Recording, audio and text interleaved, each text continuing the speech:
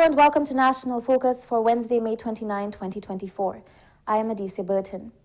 In the headlines, Dominica and China collaborate to celebrate 20 years of diplomatic relations. 18 farmers graduate from White Potato Field School program. And residents of the North anticipate economic transformation from Cabrits Marina. The details of the headline stories and more when we return.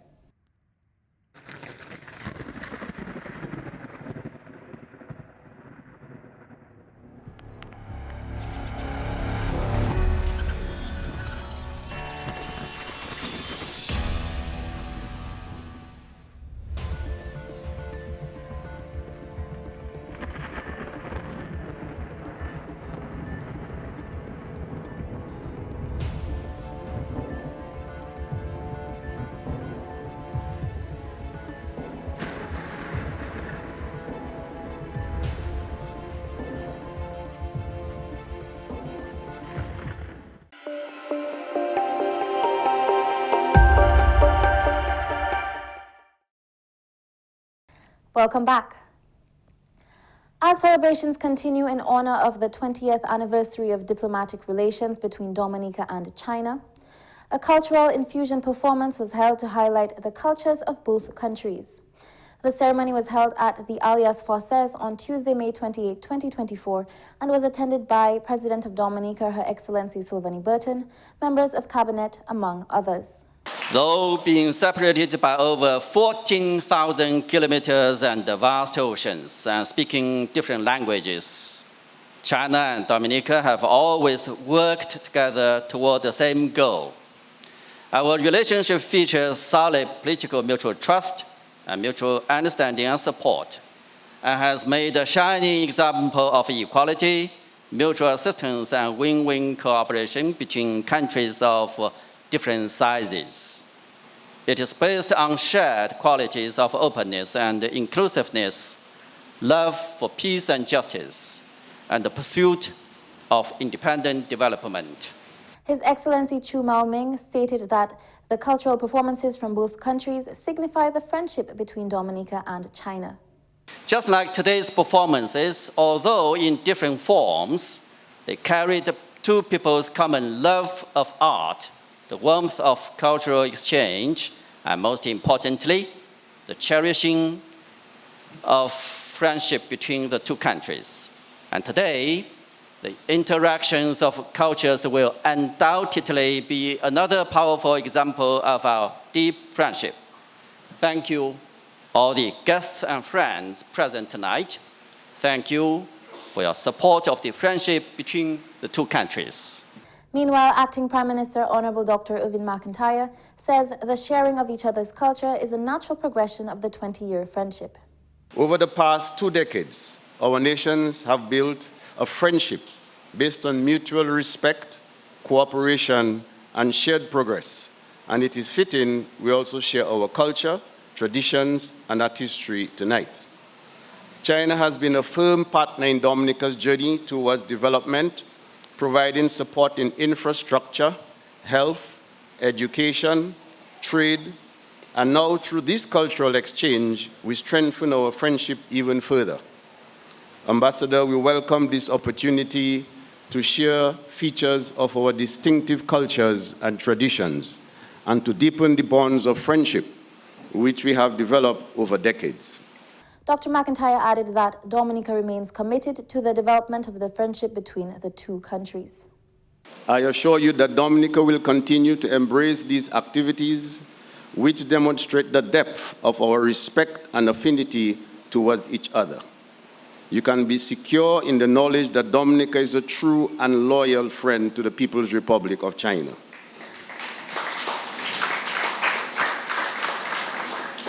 We certainly look forward to continuing these types of exchanges that expand our people's understanding and appreciation for both the Dominican and Chinese way of life.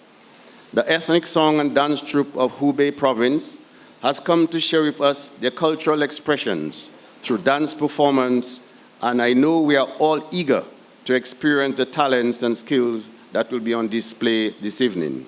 18 farmers of the Eastern District of Dominica have successfully met the requirements to graduate from the White Potato Farmer Field School program. Certificates were distributed to farmers at the closing ceremony held at the Youth Skills Center in Castle Bruce on May 29, 2024. The Farmer Field School approach is recognized as the best method to create an environment conducive to learning for knowledge transfer and application of new technologies and innovation. At this point, I wish to salute the women farmers for being the majority attendees at the field school island. This aligns well with the policies of the ministry, which promotes gender inclusion of women and youth in agriculture.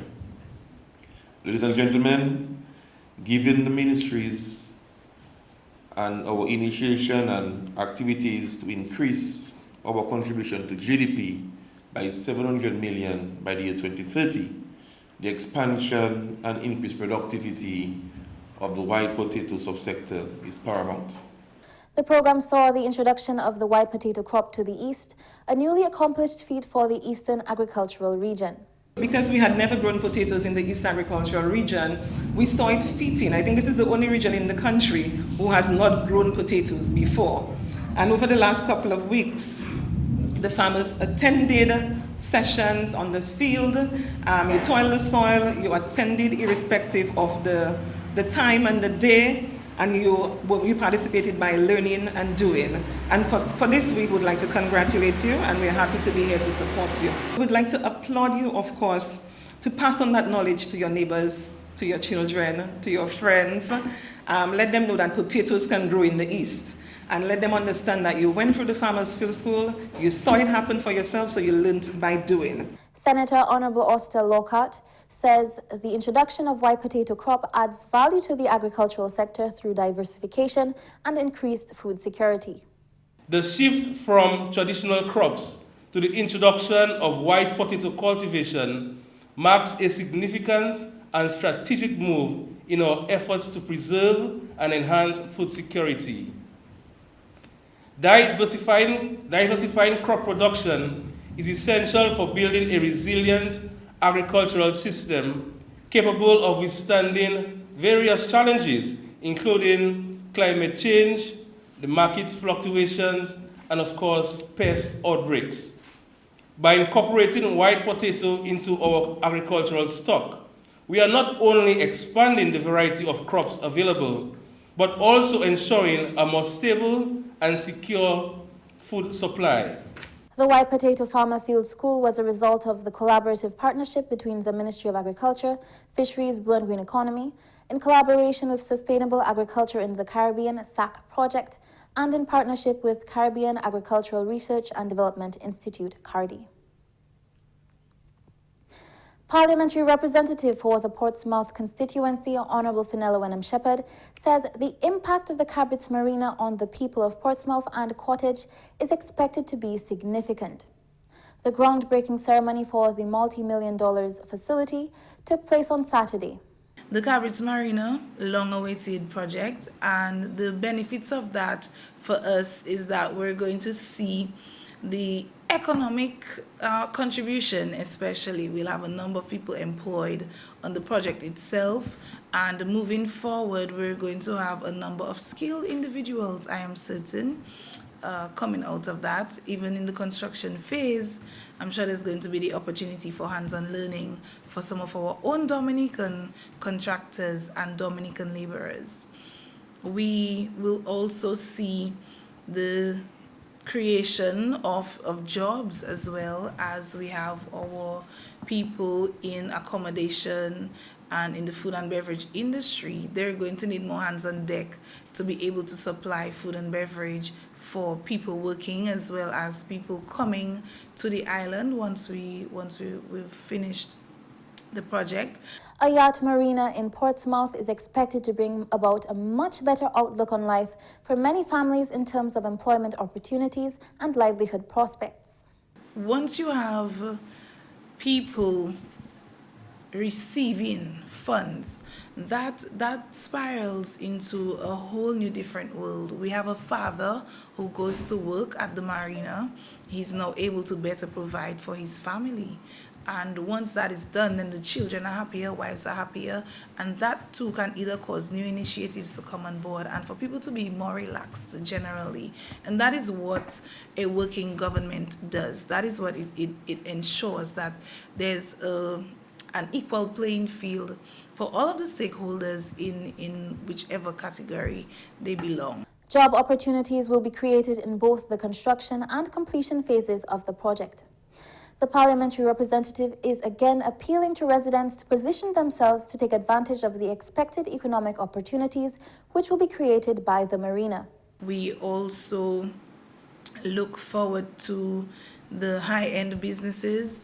I like to speak of preparation. I'll never stop talking preparation because opportunities are always there for people. Opportunities are always there for businesses, and we just must be ready to accept those opportunities, and that is how we become successful at whatever it is that we choose to do. So for the businesses that already exist, you probably into, let's take something local, something basic. You prepare bakes and akra, bakes and codfish, but it now opens an avenue for you to present your product even more beautifully or in a different way. Who says that we cannot have the codfish served on the little boats, and you create something unique for your business? You may have to invest a little bit more. There are facilities at the Aid Bank, for example, that are there that you can access to have your businesses improved. You're watching National Focus. More when we return.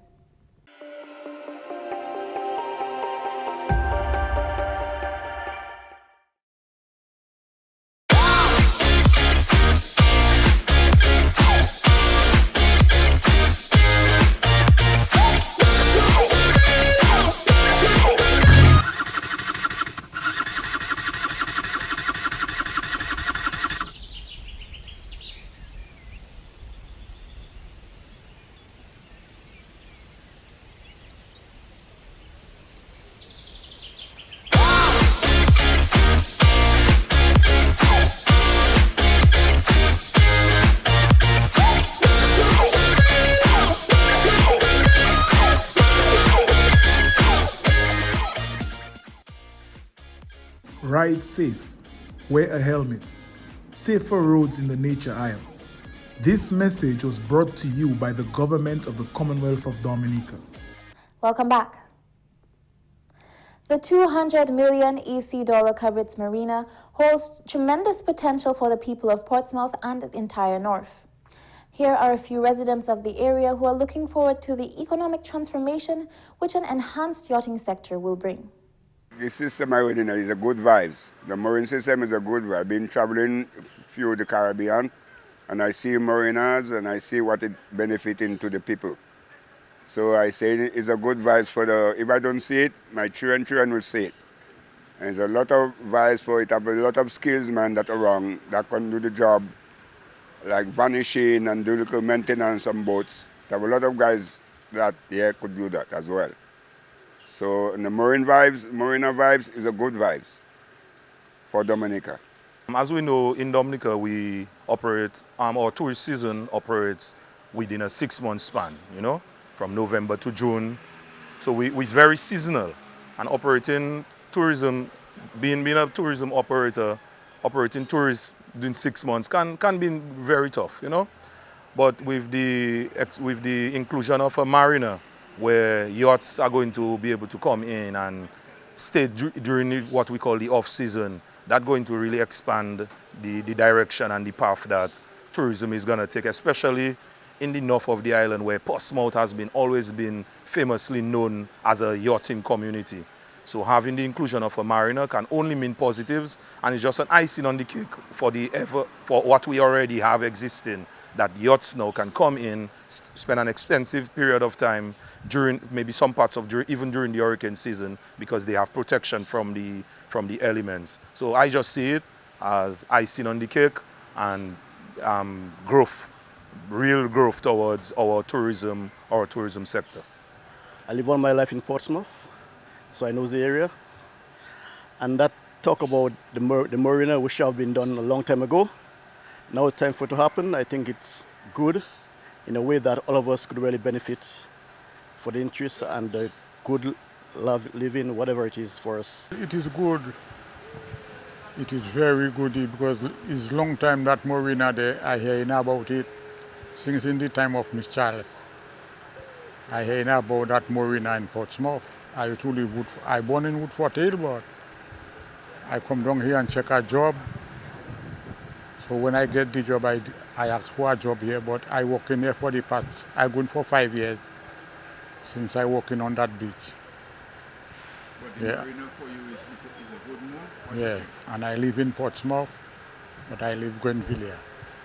But that marina is very good because why you say that? we will get more boat, more tourists, and the money will flow better.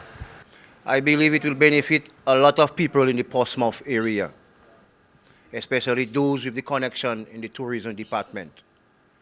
And also the fishermen, you have guys that can do free diving. I believe it will be an opportunity for them to get like certain jobs, cleaning the boats. You have guys that are very good on vanishing, that have this experience. So I believe it will benefit a lot of people in the Portsmouth area. It will really help the country, as a matter of fact, not only Portsmouth, because it will bring a lot of income. First of all, local income. You know, a lot of young people who have nothing to do can always find little ideas and ways and means. I mean, if you have a pool, you know, people will always find ways to get water out of that pool. You check? So it's the same way. If that comes as a big investment in our country, people will always find ways. People will come to clean, people will come to throw garbage. You know, it will help a lot of people. Not only in them little ways, but, you know, people can always organize bigger stuff. We'll have a lot of more buses on the street first thing. You know, a lot of more people coming in. Our country will be recognized a lot more. That can bring a lot of stuff for our country. So young fellas like my partner, they have a bus. People come here, they dock in, they want to go to Roseau. Right away, my partner make a money. I happy with that. I French speaking, I different language speaking. I can always fall into something, you know what I mean? So there's a lot of opportunities for us with that. Minister for Finance, Economic Development, Climate Resilience and Social Security, Honourable Dr. Irvin McIntyre, has called on village councils to be transparent and accountable with the resources given to them for the development of their communities. He says there must be a level of trust between councils and the residents and citizens that they serve. I also wish to implore all of you, under the guidance and leadership of your chairman, to practice a culture of accountability which will help build trust and with community members, lead to more effective execution of your duties, and ultimately help you to better serve the public. It means that the resources in your care must be dispensed with and used responsibly to respond to the specific needs of your constituents. Be mindful always that you are answerable to the people you serve. If you administer the affairs of council with the core values of integrity and equality, you will build a relationship with the Dubla Bioche people, which is based on trust and respect. He says by establishing trust with the residents they serve, they will better be able to collaborate and spearhead the development of their communities. When you establish a level of trust, your goals can be aligned, there can be more open communication, and you will be successful in the dispensation of your duties. Remember always that you must make decisions that serve the best interests of the community. In these times of global economic challenges, council must also become more creative, more responsive, and more effective and more efficient. Good local governance requires an astute awareness of the community's challenges and the circumstances of the people. An effective council must have an understanding of the measures required to improve the overall quality of life of the people who reside in every part of these villages. The minister also encouraged councils to remain abreast of the issues facing the most vulnerable in their communities. You must know that everyday circumstances of the elderly, the bedridden and infirm, single mothers and school-aged children, the unemployed and the young men, those on the farms, and how you can help them. Effective local government leaders discern the community's needs and provide responsive and equitable services. I am advocating a council moving with the times, in tune with the everyday lives of those you serve. Dr. McIntyre added that government will continue to provide support to councils. For our part, we will continue to provide the support you need to execute your functions. The necessary funding will be provided to council to continue our various programs, including the Yes We Care, the non-contributory pension allowance, and the National Employment Program, which many of you benefit from. The government of the Commonwealth of Dominica is always ready to support the work of the village councils. You have the commitment and the full backing as you embark on your term of office. Coming up next, the Creole News highlights with Jeno Jacob.